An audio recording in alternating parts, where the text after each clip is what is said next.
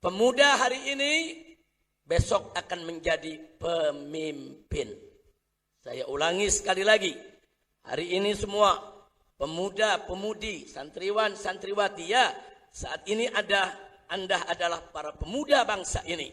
Tapi besok atau lusa di hari yang akan datang, Anda adalah pemimpin.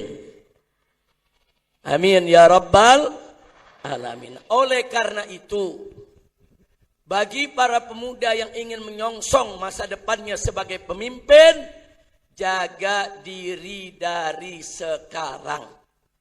Bersihkan kita punya sejarah hidup dari semua kotoran-kotoran perilaku, saudara.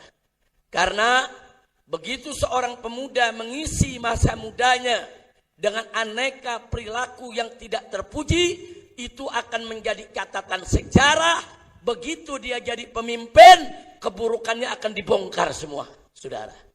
Dan itu berbahaya. Karena keburukan-keburukan tersebut bisa dimanfaatkan oleh orang-orang yang tidak suka, oleh para pembenci untuk melakukan pemerasan terhadap si pemimpin.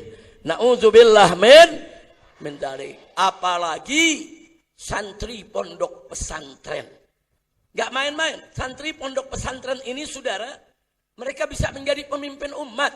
Baik pemimpin dalam urusan agama maupun pemimpin dalam urusan negara, ibadallah. Nah, karena itu saya ingatkan dari sekarang sebagaimana yang pernah disampaikan oleh Sayyidina Ali ibn Abi Thalib radhiyallahu taala anhu wa karamallahu wajhah. Beliau katakan kepada para pemuda, ya masyarus syabab, hei orang-orang muda, hei para pemuda, kata Sayyidina Ali, i'lamu, ketahuilah oleh kamu sekalian, anna hayatal fata, bahwa sesungguhnya, saudara, kehidupan seorang pemuda itu, saudara, kata beliau, wallahi bil ilmi wat tuqa, demi Allah harus diisi dengan ilmu dan takwa. Jadi kalau kita punya kehidupan, kepemudaan kita mau bernilai, mau berharga, mau berarti untuk masa ini maupun untuk masa yang akan datang, kata Sayyidina Ali, wallahi bil ilmi wat tuqa, demi Allah isi masa muda kamu sekalian dengan ilmu dan takwa. Selanjutnya beliau mengatakan, fa idalam yakuna, kalau ilmu dan takwa tidak dimiliki oleh pemuda, kalau para pemuda tidak mengisi masa mudanya dengan ilmu dan takwa, kata Sayyidina Ali, fala tibara bihayati, nggak ada artinya dia punya hidup, nggak ada harganya dia punya hidup. Masya Allah, ini pesan, saudara, bukan sembarang pesan. Pesan khusus yang disampaikan oleh beliau sebagai sahabat Nabi, saudara, sepupu Nabi, yang juga merupakan menantu Nabi dan merupakan jaddul habaib, kakek dari para keturunan Nabi, saudara. Dan beliau sudah buktikan dalam hidupnya. Sayyidina Ali bukan sekedar berpesan, tapi sebelum beliau berpesan, beliau sudah tunjukkan semasa hidupnya. Dari kecil beliau dipelihara oleh Nabi. Dari kecil beliau sudah dipelihara oleh Nabi. Bahkan anak kecil pertama yang masuk Islam ya Sayyidina Ali, saudara. Dididik langsung oleh Nabi, saudara. Beliau isi masa mudanya dengan ilmu, dengan takwa. Sehingga di kemudian hari Ali tumbuh sebagai seorang pemimpin yang luar biasa. Alhamdulillah. Apalagi para santri, tadi sudah saya katakan, Anda ini murid pondok pesantren. Ini kedudukan Anda lebih strategis lagi. Bisa menjadi pemimpin agama, bisa juga menjadi pemimpin negara, saudara. Sekurang-kurangnya kalau orang masuk pesantren yang ada di kepalanya, bayangannya ke depan, mudah-mudahan saudara bisa menjadi ulama yang mengamalkan ilmunya. Ulama yang mengamalkan ilmunya, yang ucapannya dengan perbuatannya seiring sejalan. Dan jangan main-main Pak Bu ya, jangan main-main santriwan dan santriwati. Jangan main-main. Ini para talib maupun talibah, tilmiz maupun tilmizah, murid maupun muridah. Jangan main-main. Sekurang-kurangnya kita-kita daripada mereka-mereka yang sekolah di pondok pesantren, ke depan bisa menjadi ulama yang mengamalkan ilmunya. Ulama yang menjadi pelita di tengah-tengah kehidupan umat Islam, saudara. Dan ini cita-cita yang luar biasa. Cita-cita yang agung. Bukan jadi presiden, bukan jadi menteri, bukan jadi pejabat. Tapi cita-cita yang agung adalah menjadi ulama. Itu cita-cita yang begitu agung. Kenapa? Sebab ulama itu punya kedudukan yang begitu tinggi. Di sisi Allah, di sisi Nabi. Begitu juga di tengah umat Islam. Mudah-mudahan semua di sini insya Allah bukakan pintu untuk menjadi ulama yang amilin, menjadi aulia yang sholihin. Amin ya rabbal alamin. Mari kita buktikan, saudara. Jadi kita kalau bicara harus punya dalil. Nah, bukan sekedar bicara tanpa dalil. Ahlus sunnah itu cirinya begitu. Ahlus sunnah wal jamaah di mana-mana kalau mengucapkan sesuatu atau berbuat sesuatu, dia mesti punya dalil, saudara. Mana sih dalilnya kedudukan ulama begitu tinggi di sisi Allah dan Rasulnya, serta di tengah umat Islam, saudara? Dalilnya Allah sendiri yang menyatakan dalam Al-Quranul Karim. Di mana Allah nyatakan, faqala ta'ala, yarfa'illahu alladhina amanu minkum walladhina utul ilma darajat. Allah yang menyatakan, Allah tinggikan kedudukan orang-orang yang beriman di antara kamu dan mereka yang memiliki ilmu. Punya iman, punya ilmu. Allah tinggikan darajat. Beberapa derajat, saudara, yang hanya Allah yang maha tahu tentang berapa itu derajat yang Allah tinggikan, saudara. Ini ayat Al-Quran. Allah yang menyatakan bahwa ulama itu punya kedudukan yang tinggi, dimuliakan oleh Allah, saudara, dan ditinggikan derajatnya oleh Allah Subhanahu wa ta'ala. Nah, dari sini juga kita mesti paham, saudara, bahwa seluruh hamba Allah, saudara, wajib untuk memuliakan siapa saja yang dimuliakan oleh Allah. Wajib, saudara, untuk meninggikan derajat siapa saja yang ditinggikan oleh Allah. Nah, kalau Allah sudah menyatakan Allah meninggikan derajat ulama, Allah memuliakan ulama, maka wajib kita memuliakan ulama dan meninggikan derajat ulama. Wajib. Ini sengaja saya tekankan begini karena zaman sekarang ini, saudara, sudah mulai ada kelompok-kelompok yang berani hina ulama, hina kiai, saudara.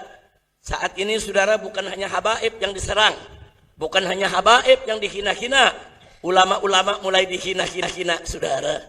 Ya, target mereka bukan mau menyerang habaib, target mereka bukan mau menyerang umat, target mereka mau menyerang Islam. Tapi bagaimana cara menghancurkan Islam? Hancurkan dulu dua fondasi daripada umat Islam. Dua fondasi dakwah di tengah umat Islam adalah, saudara, al-ulama wal habaib. Kalau dua ini sudah hancur, hancur pertahanan umat, saudara. Na'udzubillah min dzalik. Makanya jangan kaget. Kemarin begitu aja ada pesantren yang rubuh, saudara. Ulamanya dihina-hina, pesantrennya dihina-hina. Bahkan saudara dituntut supaya ulamanya tersebut, saudara, yang mimpin pondok pesantren ulama sepuh. Ini ulama besar, bukan sembarangan ulama, saudara. Dituntut, suruh ditangkap, diperiksa, diadili, dipenjara, seolah-olah ulama itu yang membunuh santri, saudara. Oh, terus melebar lagi. Ada pondok pesantren luar biasa, saudara, di Jawa sana. Pondok pesantren Lirboyo, siapa yang tidak tahu, saudara? Muridnya hampir 20.000, saudara. Nah, sekarang kiai, yang namanya kiai, yang untuk membangun atau menjaga kebersihan, tentu bagi-bagi tugas. Dan santri dengan senang hati, saudara, mengerjakan tugas yang diberikan oleh kiai. Betul? Betul? Nah, mereka kumpulkan videonya, apa mereka bilang, lihat tuh, lihat. Begitu santri lagi rame-rame membersihkan pesantren, apa mereka bilang? Santri diperbudak sama kiai. Begitu santri-santri cium tangan sama kiai, apa mereka bilang? Ini bentuk feodalisme. Ini feodalisme. Begitu santri-santri kerja bakti, saudara, ngecat daripada pesantrennya, ngecor daripada pesantrennya, apa mereka bilang? Penjajahan dan penindasan, saudara. Rame di medsos, dihina. Ulama dihina, pesantren dihina, katanya tempat penjajahan, tempat penindasan, sumber feodalisme. Saudara, murid diperbudak oleh kiai. Masya Allah. Saya mau tanya, para santri yang ada di sini, saat Anda mendapatkan tugas untuk membersihkan pondok, ada yang merasa diperbudak?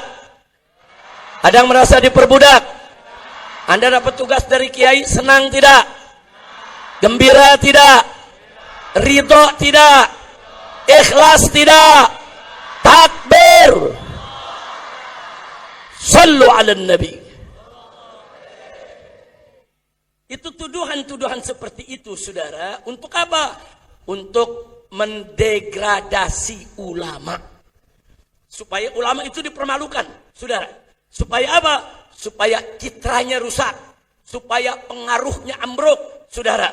Supaya perannya, saudara, menjadi terganggu di tengah-tengah umat. Nah, karena itu kewajiban para santri, kewajiban saudara semua umat Islam untuk selalu menjaga kemuliaan, kehormatan, haibah dari para ulamanya. Insya Allah. Saya mau tanya semua di sini, siap jaga kehormatan ulama? Siap jaga kehormatan ulama? Siap muliakan ulama? Siap tinggikan ulama? Takbir.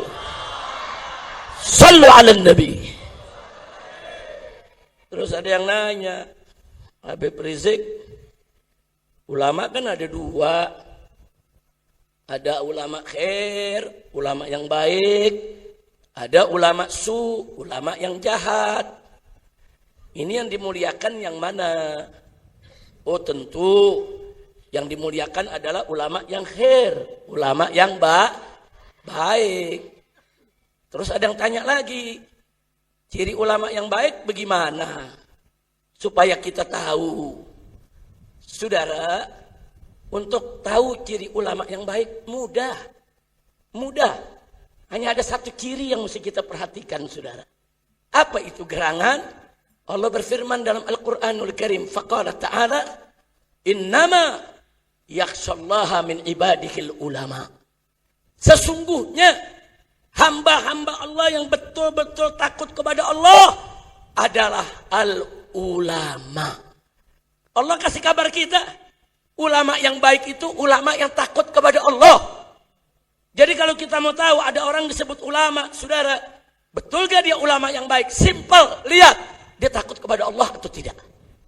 Kalau dia takut kepada Allah, takut dia berbuat dosa, takut dia meninggalkan kewajiban, saudara, betul-betul dia taat kepada Allah, menjauhkan diri daripada segala maksiat, ucapannya dengan perbuatannya seiring sejalan, saudara. Nah, ulama-ulama seperti ini yang betul-betul takut kepada Allah, merekalah ulama-ulama yang khair, saudara. Tapi kalau ada orang mengklaim dirinya ulama atau diulamakan oleh orang lain, saudara, tapi dia selalu melanggar perintah Allah, dia tinggalkan kewajiban, dia berbuat dosa, bahkan kadang-kadang terang-terangan dia melakukan dosa, dia menjual ayat, ucapan dan perbuatan tidak seiring sejalan. Dia putar balik hadis, dia putar balik ayat Quran, dia halalkan yang haram, dia haramkan yang halal. Inilah ulama yang tidak takut kepada Allah. Merekalah ulama ulama yang jahat, buruk, saudara. Makanya saya katakan simpel, mudah. Mau tahu mana sih ulama yang baik, yang enggak baik? Ulama banyak, saudara. Nah, cara mengenalinya lihat aja, dia menghalalkan yang haram apa enggak? Dia mengharamkan yang halal apa enggak? Dia mengatakan yang hak itu hak, yang batil itu batil apa enggak? Kalau dia takut kepada Allah, maka dia ulama yang baik. Kalau dia tidak takut kepada Allah, maka dia adalah ulama yang buruk. Saya punya istilah. Ulama ada dua. Satu ada ulama, dua ada ulama-ulamaan. Ada ulama, ada ulamaan. Ulama ngajak kita ke sorga, amin. Ulama-ulamaan ngajak kita ke sorga-sorgaan. Ulama-ulamaan ngajak kita ke sorga-sorgaan. Nah, saya mau tanya nih semua santri, mau masuk sorga-sorgaan atau sorga? Mau masuk ke sorga apa sorga-sorgaan? Kalau mau masuk ke surga, maka wajib ikut ulama. Kalau ikut ulama-ulamaan, berarti dituntun masuk ke surga. Surgaan. Na'udzubillah min dzalik. Nggak sampai di situ, saudara. Nggak sampai di situ. Pentingnya kedudukan ulama, saudara, di sisi Allah dan Rasulnya juga di tengah umat. Allah menjadikan mereka sebagai sumber rujukan. Allah perintahkan dalam Al-Quran, faqala ta'ala fas'alu ahla dzikri in kuntum la ta'lamun. Hei orang beriman, hei orang Islam, ini Allah yang perintahkan fas'alu. Tanyalah kepada siapa? Ahla dzikir. Siapa itu ahla dzikir? Al-ulama wal fuqaha, orang-orang yang betul-betul menguasai urusan agama. Kata Allah, tanya mereka, in kuntum la ta'lamun, manakala kamu tidak tahu tentang sesuatu. Jika kamu tidak mengetahui tentang suatu perkara, apalagi dalam urusan perkara agama, Allah yang suruh tanya ulama.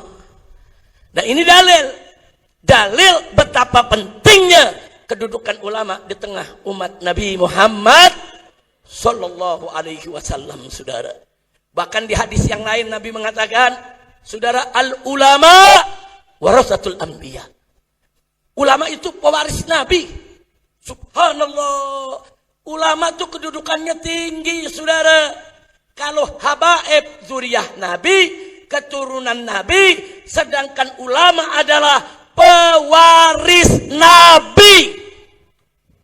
Mewarisi ilmunya, mewarisi akhlaknya, mewarisi tanggung jawabnya, mewarisi dakwahnya, saudara. Bahkan mewarisi resiko perjuangannya.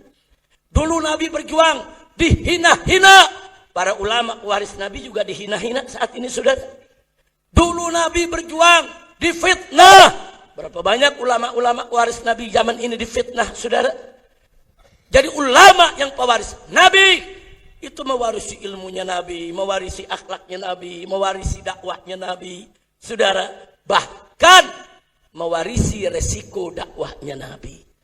Nah, jadi sekali lagi makanya saya tidak segan-segan untuk mengatakan cita-cita menjadi ulama yang amilin adalah cita-cita besar, cita-cita mulia, cita-cita agung. Tanamkan dalam diri kita semua, insya. Maka itu saya mau tanya nih kepada para santri ke depan, siap jadi ulama? Siap jadi ulama? Mau jadi ulama-ulamaan atau jadi ulama? Mau jadi ulama-ulamaan atau jadi ulama? Siap berjuang? Siap belajar? Siap semangat? Takbir! Saudara, ulama itu enggak jadi begitu saja. Mau jadi ulama, ya belajar. Belajar yang tekun, bersihin hati, bersihin jiwa. Saudara, jangan bikin maksiat. Kalau mau jadi ulama, Al-Imam Asy-Syafi'i radhiyallahu ta'ala anhu pernah mengeluh kepada gurunya, yaitu Imam Waqi', saudara, guru Imam Syafi'i. Imam Syafi'i mengatakan, Tuan Guru, saya ini kadang-kadang menghafal lupa. Belajar kadang-kadang kalau lagi gampang-gampang, lagi sulit-sulit. Minta nasihat dari gurunya supaya belajarnya mudah, menghafalnya cepat, ilmu bisa diserap semua. Jawabnya singkat, saudara. Imam Syafi'i diingatkan, dan ini buat kita semua. Apa jawabnya, saudara? Al-ilmu nurun fala tutfihu bil maksiyah. Ilmu itu cahaya, jangan kau padamkan dengan maksiat. Masya Allah. Jadi para santri, baik yang tilmiz maupun tilmizah, saudara, kalau kita sulit menghafal, sulit memahami pelajaran, saudara, sulit mengerti, sulit di dalam mempelajarinya, saudara, introspeksi diri. Bagaimana cara mengintrospeksi diri? Coba lihat, dosa apa yang kita lakukan selama ini? Maksiat apa yang kita kerjakan selama ini? Sebab ilmu itu nur, cahaya. Ilmu itu nur, maksiat yang memadamkan cahaya, saudara. Makin banyak maksiatnya, makin padam cahaya daripada ilmu pengetahuannya. Makin bertumpuk maksiatnya, akan makin sulit dia mendapatkan keberkahan ilmu pengetahuan agama. Oh, ada yang mengatakan, Habib, di pesantren nggak ada maksiat, Habib. Yang benar nggak ada maksiat. Ada gak? Ada gak? Nggak ada, yakin nggak ada. Saya mau tanya nih, santri, kadang-kadang ada gak yang ngeganggu kawannya? Ada gak? Maksiat bukan tuh? Maksiat, saudara. Nah, ada gak yang pakai sendal temennya tanpa izin? Banyak jawabnya. Ayo saya mau tanya, itu ma'ruf apa munkar? Taat atau maksiat? Iya, saudara, kadang-kadang anak laki ada yang picinya hilang, ada yang pulpennya hilang, ada yang bukunya hilang. Saya mau tanya, maksiat bukan itu? Maksiat kalau orang ambil tanpa izin, saudara. Simpel. Kadang-kadang, ini punya temen nih, dipakai nggak apa-apalah. Temen juga nanti memaklumi, belum tentu. Bahkan maaf, saat ini berapa banyak, saudara, murid-murid sekolah, baik pesantren maupun sekolah umum, yang kadang-kadang nggak masuk akal. Dia bully kawannya, dia hina kawannya, dia sakiti kawannya, sehingga santri yang dibully tersebut nggak betah, dia nggak bisa belajar. Dia ngadu ke orang tuanya, ibu, bapak, pindahkan saya dari sini. Saya di sini dihina terus, saya ditempelengi, saya dimusuhi sama kawan-kawan. Saya minta pindah. Banyak kejadian, saudara. Nah, jadi jangan berpikir kalau di tempat pesantren itu tidak ada maksiat. Ada, tapi memang tidak seperti maksiat yang di luar, saudara. Kalau di luar tuh udah super maksiat, saudara. Kalau di luar tuh udah dosanya udah besar-besaran, saudara. Tapi di pesantren, kalau nggak dikontrol dengan baik oleh kiainya, oleh guru-gurunya, saudara, berapa banyak murid-murid yang akhirnya tidak punya kesadaran diri, mereka melakukan berbagai macam kesalahan. Ingat, begitu Anda melakukan kesalahan, menyakiti kawan, saudara, membuli kawan, atau mengambil, saudara, dengan cara-cara yang haram, mencuri barangnya, atau memakai barangnya tanpa izin, maksiat-maksiat tersebut akan memadamkan cahaya ilmu.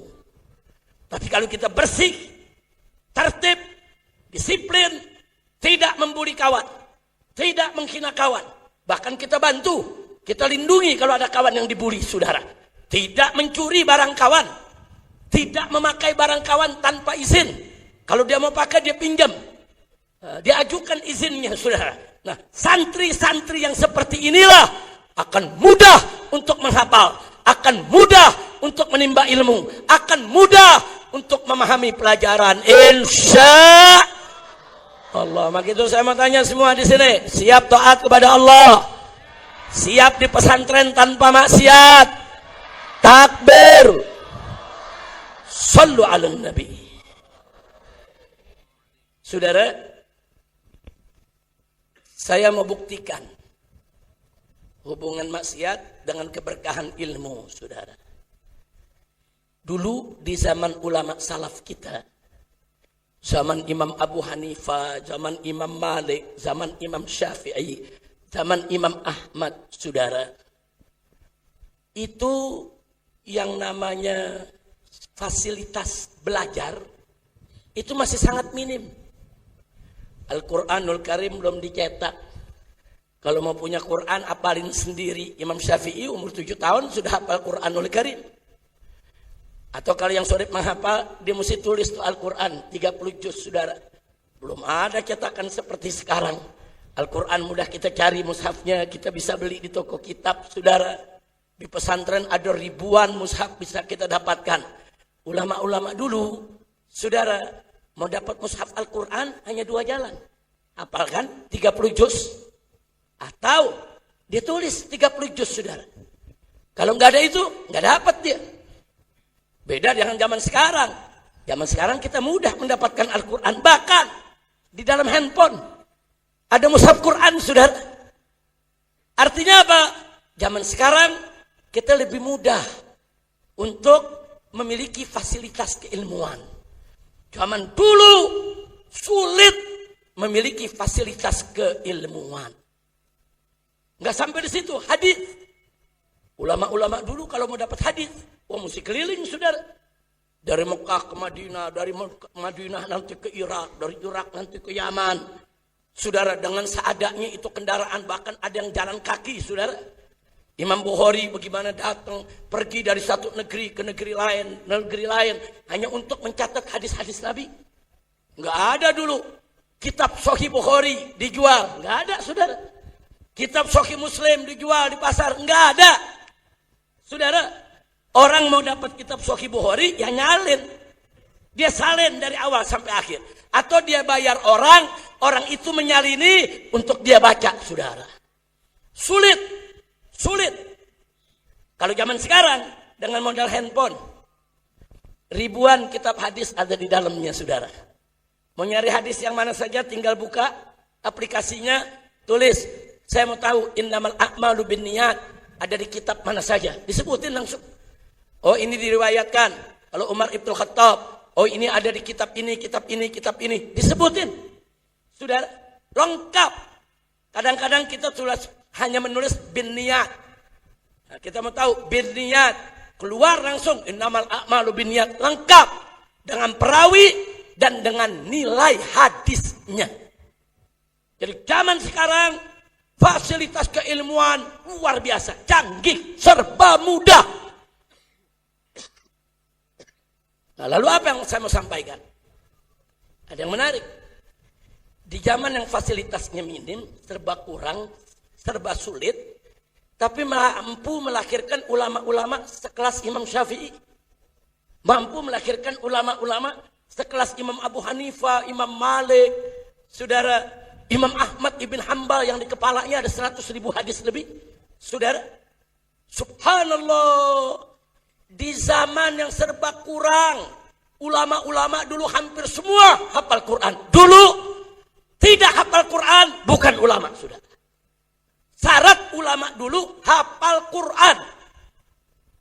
Makanya dulu kalau ada ulama, orang tahu dia hafal Quran. Semua ulama hafal Quran. Dulu zaman salaf, saudara. Nah dulu kalau orang hafal Quran enggak dikasih gelar Al-Hafidh. Enggak, saudara, karena memang itu udah syarat mutlak jadi ulama ya hafal Quran. Dulu yang dapat gelar Al-Hafidh yang hafal hadis. Ada sekian puluh ribu hadis lengkap dengan sanadnya di kepala dia, itu disebut Al-Hafidh, saudara. Al-Hafidh Ibn Hajar Al-Asqalani. Al-Hafiz itu disebut Al-Hafiz, saudara. Tapi kalau zaman sekarang, hafal Quran kita sebut Al-Hafiz, saudara. Yang hafal hadis, udah jarang sekali sekarang hafal hadis sampai puluhan ribu, saudara. Nah, yang saya mau garis bawahi, dengan serba kekurangan fasilitas keilmuan, dengan serba sulit untuk menuntut ilmu, tapi di zaman tersebut mampu melahirkan ulama-ulama besar, ulama-ulama kaliber dunia, ulama-ulama yang ilmunya mumpuni. Dia menguasai hadis, dia kuasai tafsir, saudara, dia kuasai usul, dia kuasai ilmu lughah, dia kuasai aneka ragam disiplin ilmu. Subhanallah. Zaman tersebut mampu melahirkan Imam Abu Hanifah, Imam Malik, Imam Syafi'i, Imam Ahmad. Zaman-zaman itu bahkan mampu melahirkan ulama-ulama selanjutnya, Imam Ghazali, Imam Suyuti, Ibn Hajar Asqalani. Dahsyat ilmu mereka semua, saudara. Lalu bagaimana kabar zaman sekarang? Jujur kita mau tanya, apa ada zaman sekarang yang serba mudah belajar? Melahirkan ulama sekelas Imam Syafi'i ada? Enggak ada, saudara. Melahirkan ulama, saudara, sekaliber Imam Malik ada? Enggak ada. Ada melahirkan ulama sekaliber Imam Ahmad ibn Hanbal? Enggak ada. Disinilah kita bertanya, kenapa? Kok saat fasilitas sulit lahir ulama-ulama istimewa? Begitu saat fasilitas mudah, ulama istimewanya dikit. Bahkan cari ulama yang lengkap, saudara, hafal Quran juga, hafal hadis juga, ngerti tafsir juga, kuasai ilmu lughahnya, kuasai ilmu balaghah, saudara, badinya dan lain sebagainya.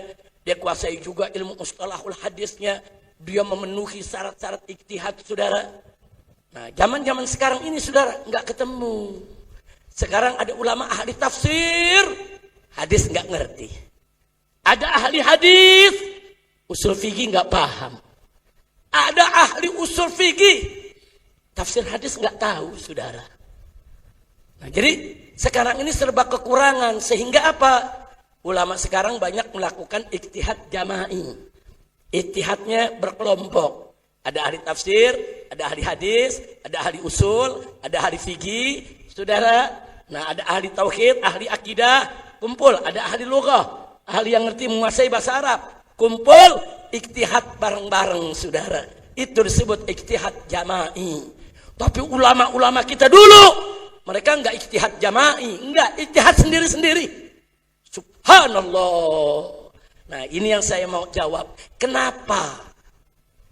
Jawabnya, saudara, yang tadi kita sampaikan. Karena dulu para ulama ketika belajar jauh dari maksiat. Mereka enggak maksiat. Mereka dekatkan diri kepada Allah. Dan dulu saat mereka belajar, ada di bawah khilafah Islamiyah. Khalifahnya menerapkan syariat Islam.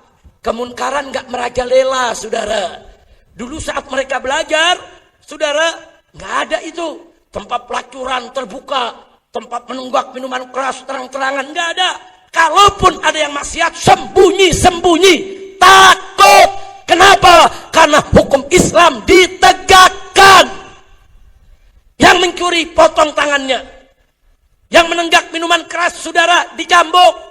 Saudara, yang berzina, kalau dia, saudara, anak gadis atau anak bujang yang berzina, dicambuk 100 kali.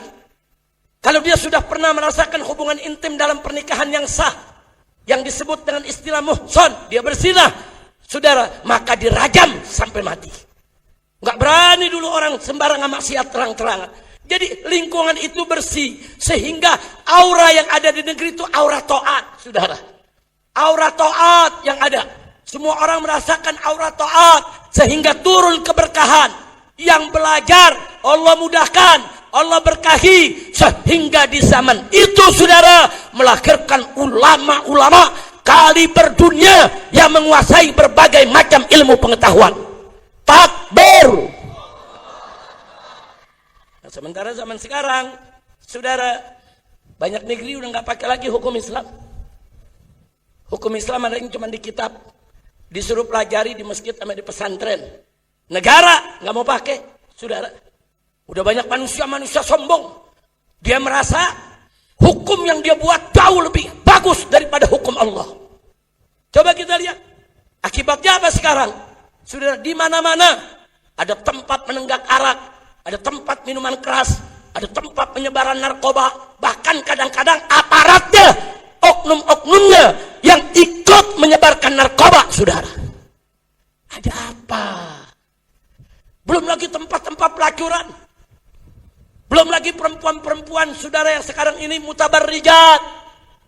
Dia pamerkan itu auratnya, saudara. Kadang-kadang kita udah gak mau maksiat, dipaksa maksiat. Jalan di jalanan, banyak perempuan yang membuka auratnya, saudara. Jadi kemaksiatan udah di mana-mana.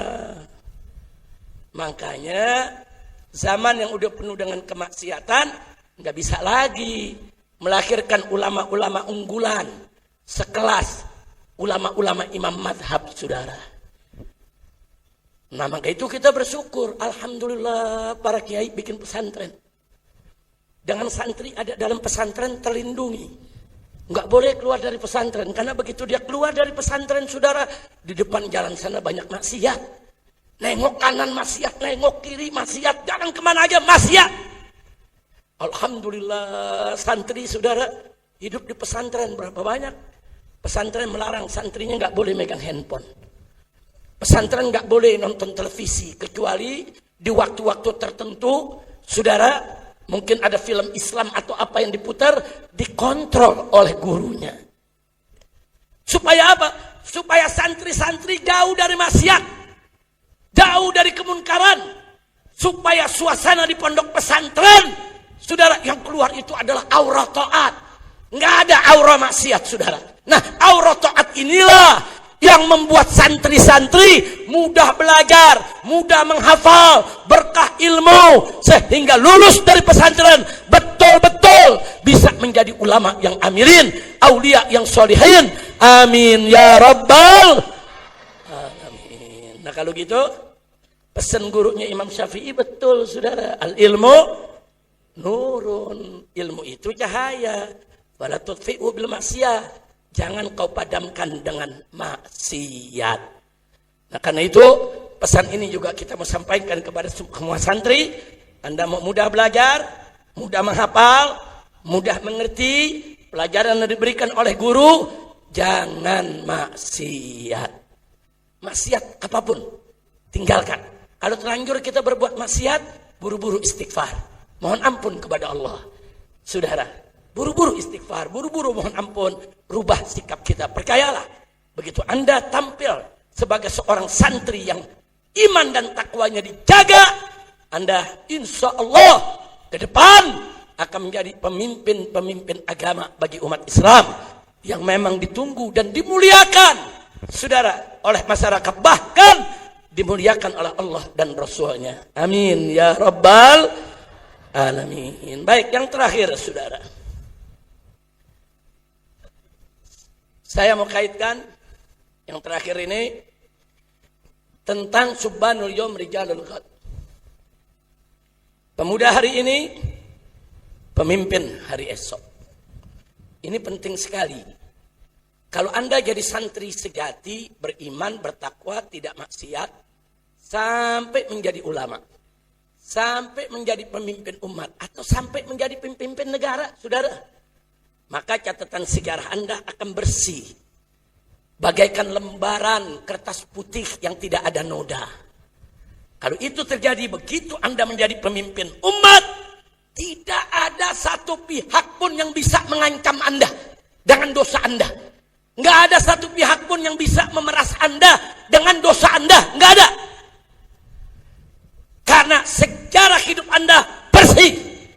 Kalau berbuat salah, langsung dia bersihkan. Tapi hati-hati. Kalau ada santri yang selama nyantren, suka menggunakan narkoba, saudara, atau berbuat maksiat, teman-temannya tahu. Begitu dia keluar dari pesantren, saudara, tetap dia lakukan berbagai macam kejahatan. Masyarakat tahu, saudara. Kemudian satu saat dia jadi pemimpin. Mau dia pemimpin agama, mau dia pemimpin negara, apalagi, saudara. Apa yang terjadi? Orang akan mencemooh, oh dia itu narkobais tuh, itu dulu suka berzinah tuh, itu suka nenggak minuman keras. Bagaimana sekarang jadi ulama? Apa iya dia udah tobat beneran? Sekarang dia jadi pejabat negara. Loh, apa betul dia bisa jadi pemimpin negara, mimpin dirinya aja nggak bisa? Masih mending ucapan semacam itu. Ada lagi lebih berbahaya. Dia jadi pejabat atau dia jadi anggota DPR, saudara. Masyarakat yang tahu kesalahan dia, yang pernah ngerekam atau menjadi kawannya, saudara, satu saat didatangi.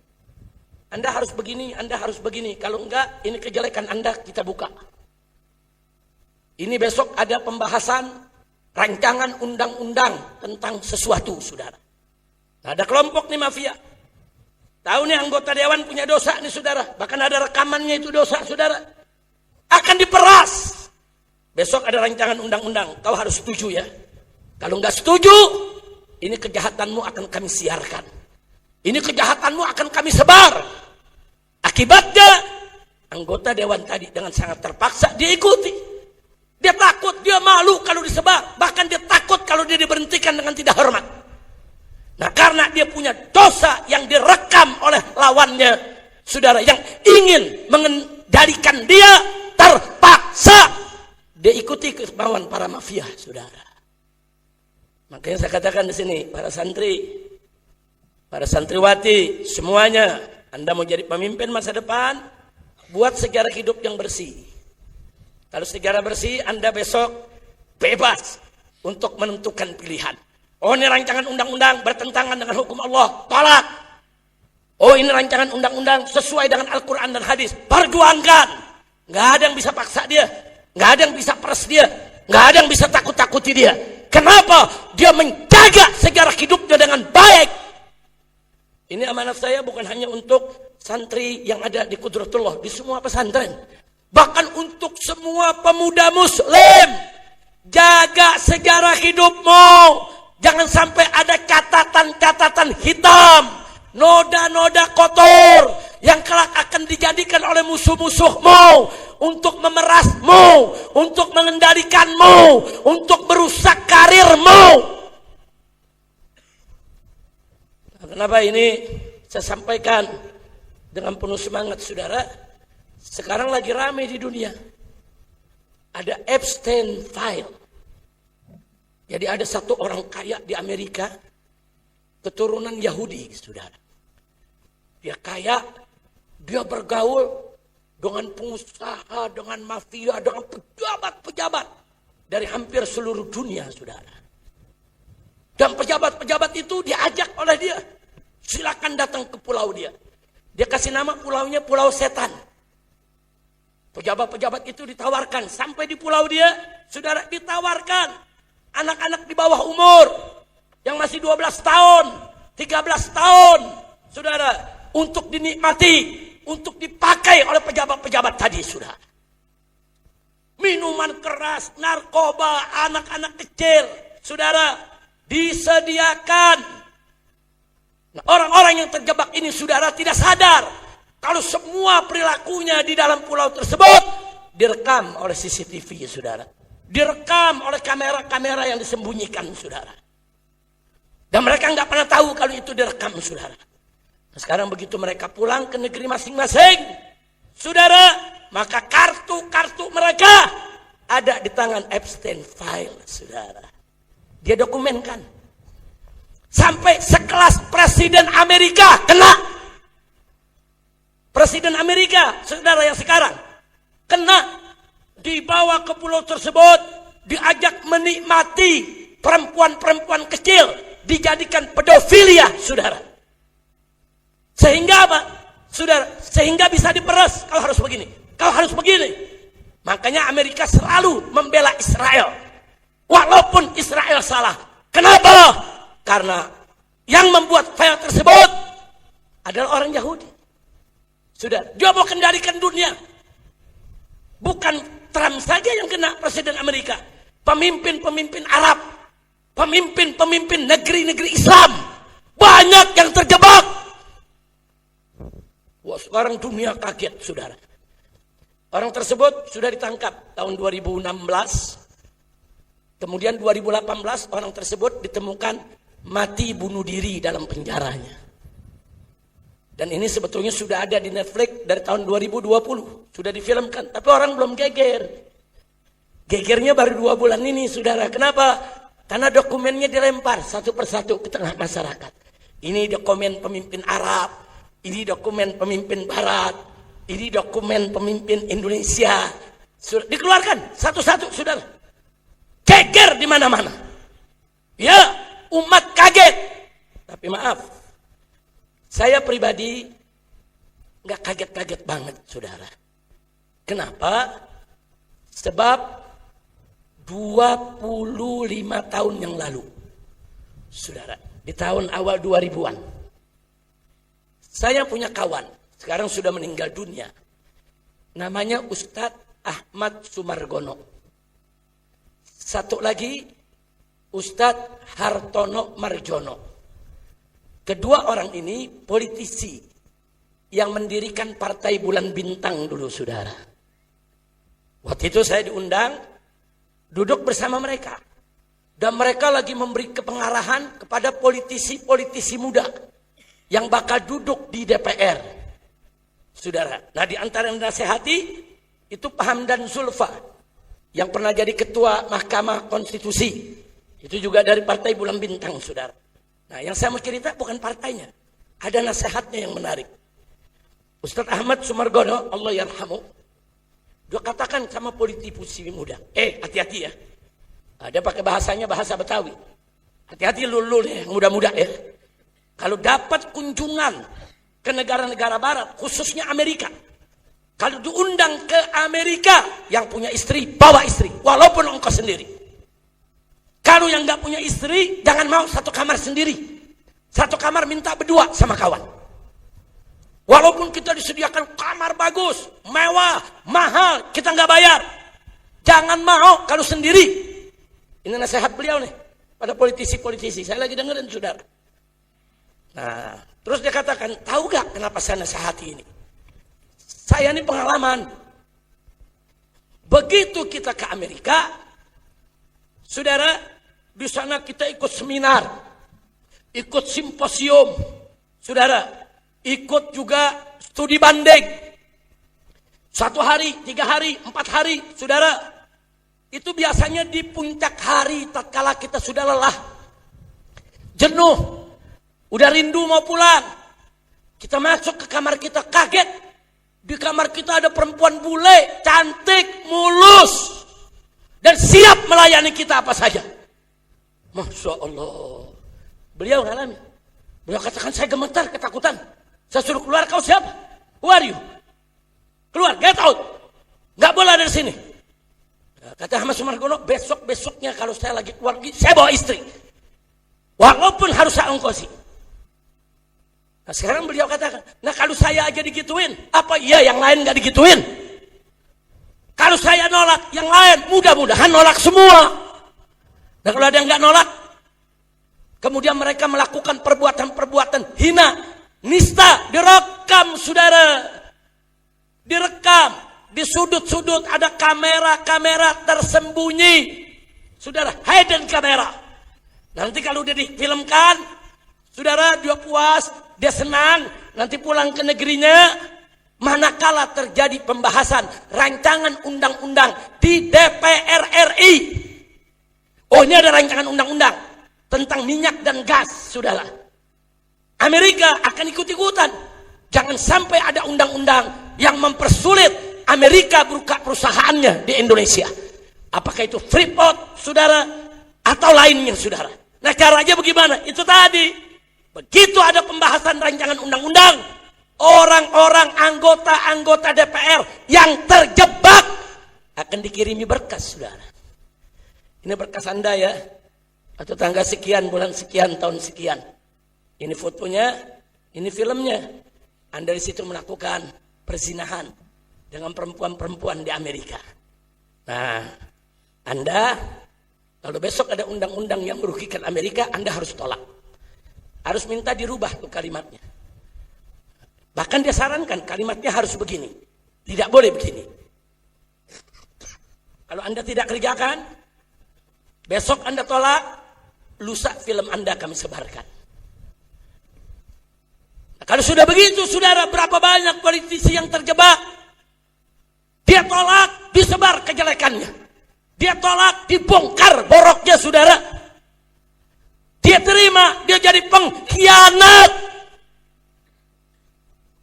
Tapi banyak orang lebih suka disebut pengkhianat daripada dipecat, daripada nggak digaji lagi, daripada dipermalukan, saudara. Begitu keluar, dia akan dipermalukan satu negeri. Keluarganya juga nggak bakal mau kenal lagi sama dia. Nah inilah yang disebut pemerasan politik, saudara. Jadi saya sudah dengar ini dari awal tahun 2000, bukan baru sekarang, saudara. Cuman sekarang baru rame, saudara. Maka itu tadi, ini nasihat Ustaz Ahmad Sumargono ini, saya ingin jadikan malam ini buat nasihat kita semua. Tolong, kalau besok santri-santri dari pondok pesantren Qudratullah atau pesantren mana saja, atau pemuda-pemuda Islam dimanapun Anda berada, Subhanul Yom Rijalul Ghad, ingat, pemuda hari ini besok akan jadi pemimpin. Jaga sejarah hidupmu. Jangan sampai dinodai maksiat. Jangan sampai dikotori dengan kemungkaran. Dan kalau ada studi banding ke daerah, ke luar negeri, hati-hati. Yang punya istri, bawa istrinya. Walaupun ongkos sendiri. Yang gak punya istri, jangan mau satu kamar sendiri, saudara. Satu kamar berdua, saling menjaga. Hati-hati dijebak. Oh, ada yang ngomong, tapi Habib, kalau iman udah kuat kan nggak bisa dijebak. Saudara, iman kuat. Kalau dikasih obat tidur, saya tanya, iman kuat, dikasih obat tidur, tidur nggak? Dibawain minuman ke kamar, pesen minuman, air mineral dan lain sebagainya. Dibawain, pesen kopi, pesen teh, pesen susu, dipakein obat tidur. Atau dipakein obat perangsang, saudara. Begitu dia minum, dia nggak tahu. Tahu-tahu yang dia minum itu obat tidur. Nah, begitu dia sudah tidur, dimasukin perempuan. Dimasukkan ke tempat tidurnya. Difoto dalam keadaan telanjang tanpa pakaian, saudara. Cukup untuk ngejebak orang begitu. Oh, dia nggak bisa nih dirayu. Oh, dia nggak bisa nih dibujuk dengan perempuan. Saudara, dia bisa dibikin nggak tidur. Makanya mau jadi pemimpin harus hati-hati. Jaga, jangan sampai minuman kita, saudara, dimasukkan perangsang, dimasukkan obat penenang, berbahaya. Nah, jadi jangan dulu kita sombong, iman saya kuat, saya nggak mungkin begitu. Belum tentu, saudara. Nah, kalau sudah diobat perangsang, nggak sadar. Akhirnya ada perempuan masuk, dia nikmati itu perempuan. Dia udah nggak sadar, perangsang. Obat itu memang ada, saudara. Bukan tidak ada, dijual di apotek-apotek. Banyak kok orang jahat di Indonesia yang kadang-kadang ngerjain perempuan seperti itu. Berteman dengan perempuan dikasih obat perangsang, dikasih obat penenang. Biadab! Kurang ajar! Makanya pantas, Nabi larang perempuan dengan laki-laki jangan bergaul terlalu rapat kalau bukan mahramnya, saudara. Kenal asal kenal. Jangan kerja bareng, duduk semeja, ngobrol dengan bebas. Hati-hati. Setan akan masuk dari pihak ketiga untuk menggoda si laki. Ini perempuan nggak bisa nih digoda. Udah kau kasih aja obat perangsang. Ini perempuan nggak bisa digoda. Udah kau kasih aja obat penenang. Setelah itu kau bebas ngerjai dia. Hati-hati, saudara, pantas. Nabi ngajarin perempuan laki-laki pisah. Jangan buka pintu fitnah. Saya mau tanya semua sebelum saya akhiri. Kira-kira yang saya sampaikan jelas tidak? Jelas tidak? Siap waspada? Siap jaga diri? Siap jadi pemimpin umat yang baik? Takbir! Sallu ala Nabi. Saudara, zaman sekarang yang baik aja bisa difitnah jadi nggak baik, apalagi yang nggak baik. Yang udah baik nih, enggak ngerjain macam-macam, saudara, difitnah, saudara, bisa-bisa. Itu yang nggak ngerjain difitnah, apalagi yang ngerjain. Nah, jadi tolong hati-hati. Subhanallah, merijalul qad. Saya mendaki ke depan, pemuda-pemuda Indonesia tampil sebagai orang-orang baik. Kalau iman Anda kuat, Anda jadi pemimpin, Anda tidak akan korupsi, Anda tidak akan zalim kepada rakyat, dan Anda tidak akan dijebak oleh orang-orang jahat untuk menghancurkan negeri ini, saudara. Kalau Anda menjadi pemimpin yang beriman dan bertakwa, Anda akan jaga rakyat, supaya rakyat tidak terjerumus dalam kezaliman, dalam kemunkaran, dalam kebatilan. Dijaga. Jadi pemimpin itu penting.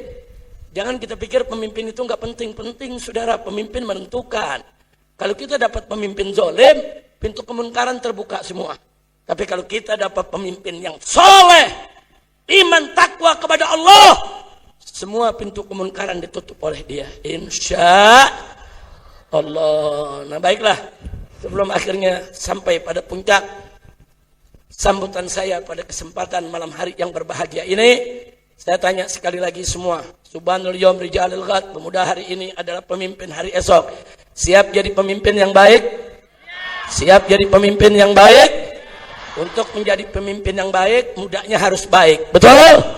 Untuk menjadi pemimpin yang baik, dari mudanya buat sejarah yang putih cemerlang. Siap? Siap belajar dengan baik? Siap taat dengan baik? Siap catat sejarah yang baik? Takbir! Sallu ala Nabi. Nah, sebetulnya banyak sekali yang ingin saya sampaikan. Saya sudah bicara 1 jam. Saudara, saya pikir untuk hari ini cukup. Ini sebagai support, sebagai motivasi buat semua. Yuk mari belajar dengan baik, belajar dengan semangat, dan belajar dengan taat, insya Allah. Nah, kemudian ingat, ada pesan dari ulama yang mengatakan, saudara, laisal murid man yaftakhir bisyaikhi, Walakinnal murid man yaftakhiru bihi syaikhuh. Artinya bukan santri yang bisanya cuma ngebanggain gurunya. Guru saya hebat, guru saya begini, guru saya begitu. Bukan, itu bukan santri sejati. Memang membanggakan guru kewajiban kita, memuliakan guru kewajiban kita. Semua santri memang harus begitu. Tapi santri sejati adalah man yaftakhiru bihi syaikhuh. Santri yang dibanggakan oleh gurunya. Begitu Anda dibanggakan oleh guru Anda, ini santri bagus, ini santri pintar, ini santri luar biasa, ini santri yang manfaat, ini santri yang istimewa. Anda dibanggakan oleh guru sebagai santri yang mulia, itulah santri sejati. Kira-kira jelas tidak? Nah, jadi santri sejati bukan bisanya banggain guru. Ya kalau cuma banggain guru, saudara, yang santri main-main juga banggain guru. Tapi santri sejati, di samping dia membanggakan gurunya, dia selalu dibanggakan oleh gurunya, saudara. Saya mau tanya semua yang hadir sini, kalau Anda dibanggakan oleh guru, saudara, senang tidak? Senang tidak? Bangga tidak? Bersyukur tidak? Siap dibanggakan oleh guru? Siap dipuji oleh guru? Belajarlah yang baik, insya Allah. Nah itu yang saya mau sampaikan pada malam hari. Mudah-mudahan pada malam hari ini apa yang saya sampaikan tadi, walaupun hanya 1 jam saja, tapi mudah-mudahan ada hikmah-hikmah yang bisa diambil dan bisa dikembangkan.